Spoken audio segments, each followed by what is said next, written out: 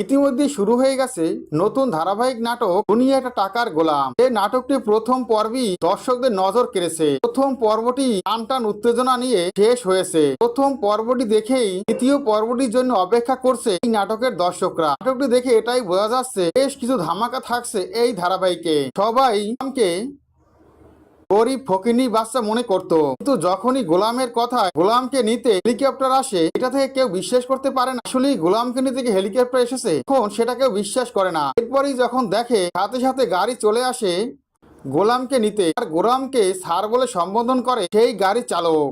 দেখে অবাক হয়ে যায় সবাই। তখনই সবাই সিদ্ধান্ত নিয়ে গোলামের পিছু নেয়, দেখতে চায় গোলাম কোথায় যাচ্ছে। পরে দেখা যায় গোলাম গাড়িতে করে এগোচ্ছে, পিছু নিচ্ছে তারা। পিছু নিয়ে দেখতে পায় গোলামকে পুলিশে আটকাচ্ছে। গোলামকে যে পুলিশে আটকায় স্যার স্যার বলে আবার গোলামকে ছেড়ে দেয়, যেটা দেখে আরো অবাক হয় কিন্তু সহ সবাই। সে তাদের গাড়িটা আটকালেও তারা যখনই বলে আমরা সামনের গাড়ির লোক, সাথে সাথে তাদের গাড়িটি ছেড়ে দেয়। এটা দেখে অবাক হয়ে যায় তারা। এরপরে পিছু নিতে নিতে এক পর্যায়ে দেখা যায় গোলাম চলে আসে সেখানে তার মিটিং এর অ্যারেঞ্জ করা হয়েছে। গোলাম তো যেন তেন লোক নয়।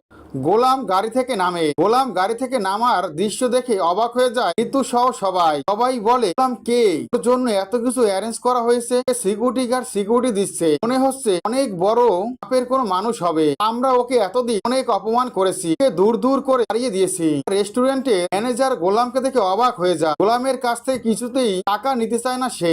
আসল সত্যিটা জানতে হবে। এরপরে দেখা যায় গাড়ি থেকে বেরিয়ে গোলাম মিটিং এর উদ্দেশ্যে আসলাম সাহেবের দিকে এগোয়। আসলাম সাহেব গোলামকে দেখে চেহারা ছেয়ে উঠে দাঁড়ায়।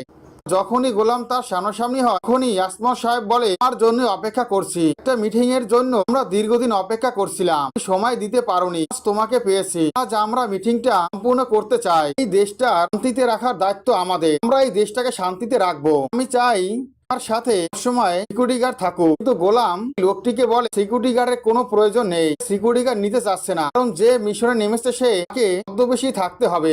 ছদ্মবেশে থাকলেই অপরাধীকে ধরতে পারবে, সবকিছু সে আয়ত্তে আনতে পারবে। ছদ্মবেশে থাকা অবস্থা সবকিছু সে জানতে পারবে। কিন্তু তার সাথে যদি সিকিউরিটি গার্ড থাকে তাহলে কোনোভাবেই আসল সত্যিটা জানতে পারবে না, কারণ আসল সত্যিটা জানতে হলে ছদ্মবেশ নিতেই হবে। কথা শুনে তোমার সাহেব রাজি হয় না। সে বলে তোমার সিকিউরিটির জন্য দুশ্চিন্তায় আছি, তুমি যেভাবে চলাফেরা করছো সিকিউরিটি বিঘ্ন হচ্ছে, আমাকে সিকিউরিটি দিয়ে রাখা আমাদের দায়িত্ব। তোমার কোনো ক্ষতি হয়ে গেলে কি জবাব দিব? আমাকে তো সবাই দোষারোপ করবে। পারলাম না। কথা শুনে কোনোভাবেই গোলাম রাজি হয় না, বোঝানোর চেষ্টা করে। গোলাম বলে আমরা যে মিশনে নেমেছি মিশনটা কমপ্লিট করার দায়িত্ব আমাদের। মিশনটা কমপ্লিট করা হলেই আবারও আমাদের পুরানো ডেরায় ফিরে যাব। একটা মিশন আমাদের ঠিকঠাক ভাবে কমপ্লিট করতে হবে। এর আগেও আমরা লোকজন নিয়ে গিয়ে ভাবে মিশন কমপ্লিট করতে পারিনি, তাই আমি একাই মিশনটা কমপ্লিট করব, আপনি বাধা দিবেন না। কথা শুনে খুবই রেগে যায় আসমত সাহেব, বন্দুক তাক করে বলে এখান থেকে যেতেই দেবো না তুমি আমার কথা না শোনো। আমাকে সিকিউরিটি দেওয়ার দায়িত্ব আমার, সিকিউরিটি না পারলে জবাবদিহিতার মধ্যে পড়বো। সাথে সাথে বন্দুক বের করে। গোলাম বলে যেটা বলেছে আমি সেটাই করব, কোনোভাবে সাথে সিকিউরিটি রাখবো না, একাই বিষয়টা হ্যান্ডেল করব। কি হতে যাচ্ছে আগামী পরবর্তী পর্ব দেখতে পাবেন। এটা টাকার গোলাম ধারাবাহিকের পরবর্তী আপডেট পাওয়ার জন্য আমার চ্যানেলটি সাবস্ক্রাইব করে বেল আইকন অন করে রেখো। ধন্যবাদ।